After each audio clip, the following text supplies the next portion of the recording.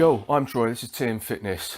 Going to show you a really cool ankle and calf stretch. This is a really important exercise for helping to realign the feet. This is particularly important for runners. So if you're one of those people that's got very splayed out 10 to 2 feet and you're a runner and you're running and every time you heel strike, your foot's pointing that way and your knee goes that way, there's potential issues of a foot, pun intended.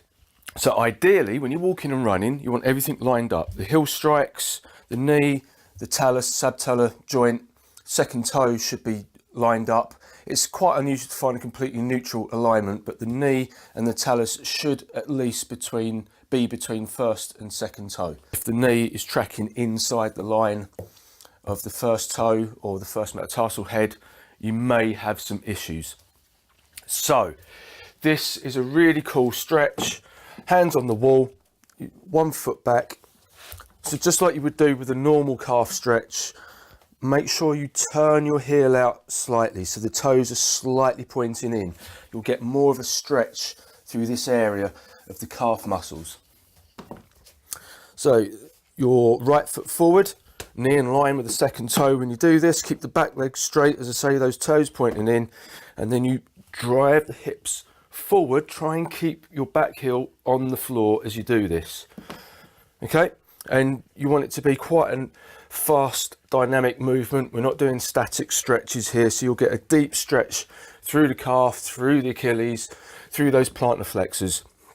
Do about 10 or 15 of those, and then remain in this position. Keep this knee bent, keep the spine as close to neutral as you can. You're slightly hinged at the hips here.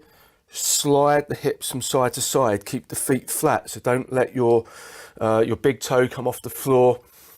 Try not to let this back foot rotate around to keep it in that alignment, and just sliding the hips from side to side. And what you get in here is movement all the way up the kinetic chain. So it's not just the ankle that's mobilizing. We're getting movement through the hips, lateral movement through the spine as well. So again, do 10 or 15 of those, and then the last one, bring this foot up. So the knee comes up and then you rotate like so. And you're trying to get more rotation across here rather than out here. So we're trying to create more internal rotation of this hip and external rotation of the tibia to bring that alignment back in line. So drive the hips forward, 10 or 15 of those, side to side, 10 or 15 of those, knee up, rotate, 10 or 15 of those.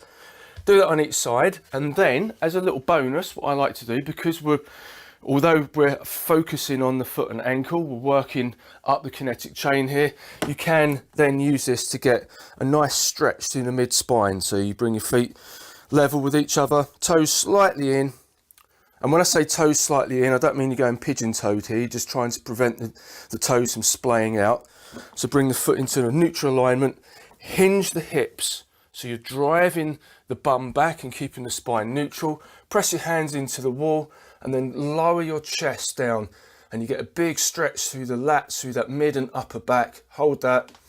You can walk your way down the wall. Now you're getting more of a stretch through the hamstrings as well, and you're really stretching out and extending that mid spine. I like to do this one every morning. First thing I do when I get out of bed is get up.